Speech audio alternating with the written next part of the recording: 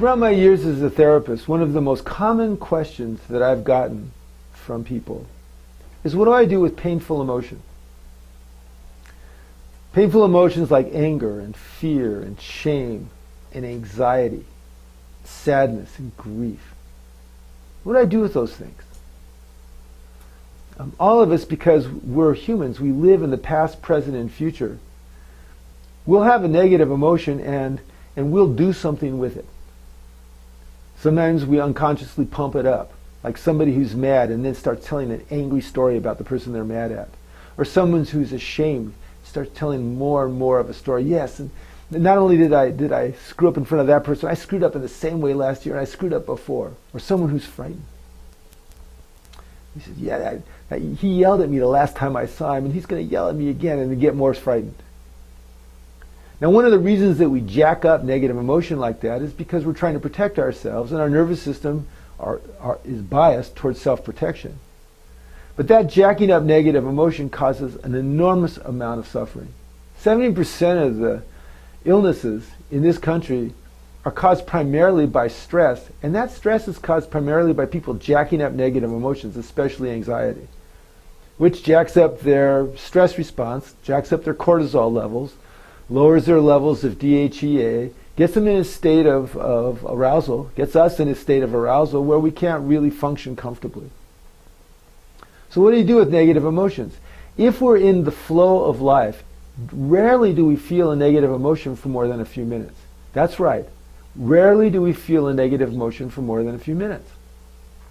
So one of my clients once who suffered from anxiety was sitting across from me.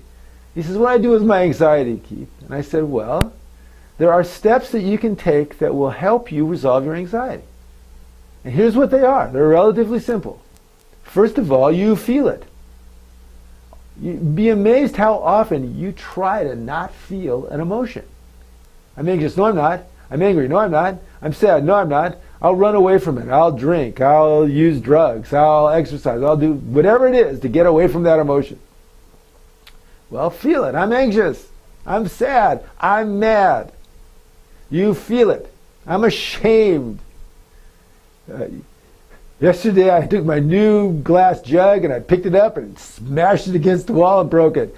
I was embarrassed. I was ashamed. I broke my new glass jug. My wife Becky had just bought it. She liked it. I had to go up and confess. I broke the glass jug. Oh no. I was ashamed. You're embarrassed. You feel those things. That's a shame emotion. So first you feel it. Then you accept it. Yes?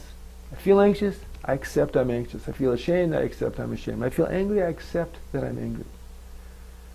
I feel frightened. I accept that I'm frightened. Then you act on it. There is generally an action that's involved that will be some kind of a healing action. Sometimes it's just, okay, I'm going to feel that emotion and accept that emotion and go along with my day. The action of going up and telling Becky I broke the jug that she liked helped me feel better. It was an action. I'm going to do something about it. I'll clean it up, confess to Becky, and then move on. Okay? If you're ashamed, yes, I made a mistake. I violated my own values. Say you flirted too much with another woman and you're embarrassed by it. You're ashamed.